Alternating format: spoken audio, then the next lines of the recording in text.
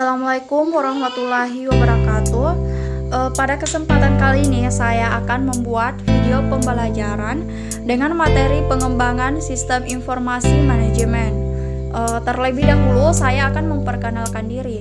Perkenalkan, nama saya Nur Fadila, kelas A, angkatan 2019, NIM 196714006. A. Pengertian pengembangan sistem.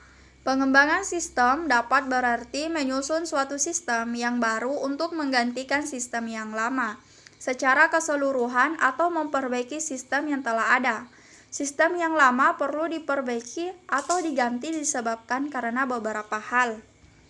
Adanya permasalahan-permasalahan yang timbul di sistem yang lama yang dapat berupa 1. Ketidakberesan, yang merupakan sistem yang lama menyebabkan sistem yang lama tidak dapat beroperasi sesuai dengan yang diharapkan. Ketidakberesan ini dapat berupa A. Kecurangan yang disengaja, B. Kesalahan-kesalahan yang tidak disengaja, C. Tidak efisiensinya operasi, D. Tidak ditaatinya kebijaksanaan manajemen yang telah ditetapkan. 2. Pertumbuhan organisasi. Pertumbuhan organisasi yang menyebabkan harus disusunnya sistem yang baru. Pertumbuhan organisasi diantaranya adalah kebutuhan informasi yang semakin luas, volume pengelolaan data semakin meningkat, perubahan prinsip akuntansi yang baru. B. Prinsip pengembangan sistem. 1. Sistem yang dikembangkan adalah untuk manajemen. 2. Sistem yang dikembangkan adalah investasi modal yang benar. 3. Semua alternatif yang ada harus diinvestigasi. 4. Investasi yang terbaik harus bernilai. 5. Sistem yang dikembangkan memerlukan orang yang terdidik. 6. Tahapan kerja dan tugas yang dilakukan dalam proses pengembangan sistem. 7. Proses pengembangan sistem tidak harus urut. 8. Jangan takut membatalkan proyek. 9. Dokumentasi harus ada untuk pedoman dalam pengembangan sistem. C. Proses pengembangan sistem. 1. Performance atau kinerja, yang merupakan peningkatan terhadap kinerja atau hasil kerja sistem yang baru sehingga menjadi lebih efektif.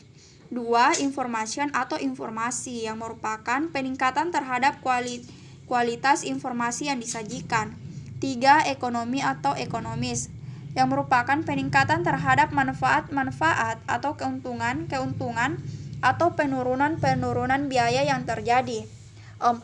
Kontrol atau pengendalian, yang merupakan peningkatan terhadap pengendalian untuk mendeteksi dan memperbaiki kesalahan serta kecurangan yang dan akan yang terjadi. 5. Efisiensi atau efisiensi, yang merupakan peningkatan terhadap efisiensi operasi. Efisiensi berbeda dengan ekonomis. 6. Service atau pelayanan, peningkatan terhadap pelayanan harus diberikan oleh sistem. Suatu sistem akan diterapkan dalam suatu organisasi biasanya akan melalui tahap-tahapan sebagai berikut. A. Analisis sistem, B. Perancangan atau desain sistem, C. Implementasi sistem, D. Manajemen sistem, E. Evaluasi sistem. D. Siklus, metode, dan teknik pengembangan sistem. 1. Siklus atau life cycle. Dalam hal ini, siklus sistem informasi adalah tahapan-tahapan dan tugas-tugas yang harus dilakukan dalam mengembangkan sistem informasi, tanpa memperhatikan sistem informasi jenis apa yang akan dibuat dan seberapa luas yang harus dihasilkannya. 2. Teknik atau teknik adalah pendekatan bagaimana menggunakan alat-alat beraturan yang melengkapi satu atau lebih tahapan dalam siklus pengembangan sistem informasi. 3. Metodologi, yang merupakan rincian secara menyeluruh dari siklus pengembangan sistem informasi yang mencakup langkah demi langkah tugas dari masing-masing tahapan, aturan yang harus dijalankan oleh individu dan kelompok dalam melaksanakan tugas. Teknik terstruktur. Teknik terstruktur merupakan pendekatan formalis untuk memecahkan masalah-masalah dalam aktivitas bisnis menjadi bagian-bagian kecil yang dapat diatur dan berhubungan untuk kemudian dapat disatukan kembali menjadi satu kesatuan yang dapat dipergunakan untuk memecahkan masalah. Teknik terstruktur terbagi menjadi 1. Pemrograman terstruktur, yang merupakan proses yang berorientasi kepada teknik yang digunakan untuk merancang dan menulis program secara jelas dan konsisten. 2. Desain terstruktur, yang merupakan salah satu proses yang berorientasi teknik yang digunakan untuk memilah-milah program besar ke dalam hierarki modul-modul yang menghasilkan program komputer yang lebih kecil agar mudah untuk diimplementasikan dan dipelihara. 3. Analisis terstruktur modern, yang merupakan teknik yang berorientasi kepada proses yang paling populer dan banyak digunakan dewasa ini. 4. Pemodelan data, yang merupakan suatu teknik yang berorientasi kepada data akan diproses atau digunakan untuk menghasilkan informasi. 5. Rekayasa informasi, yang merupakan perpaduan dari pemodelan data dan proses, juga memberikan penekanan baru terhadap pentingnya perencanaan sistem informasi.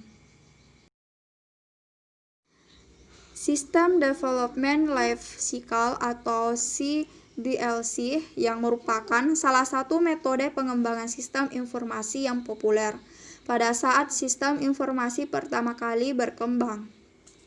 CDLC adalah tahapan-tahapan pekerjaan yang dilakukan oleh analisis sistem dan program dalam membangun sistem informasi.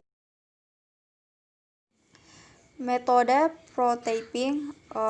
Secara umum, tujuan pengembangan sistem informasi adalah untuk memberikan kemudahan dalam penyimpangan informasi, mengurangi biaya dan menghemat waktu, meningkatkan pengendalian, mendorong pertumbuhan, meningkatkan produktivitas serta profitabilitas organisasi. Karakteristik metode prototyping.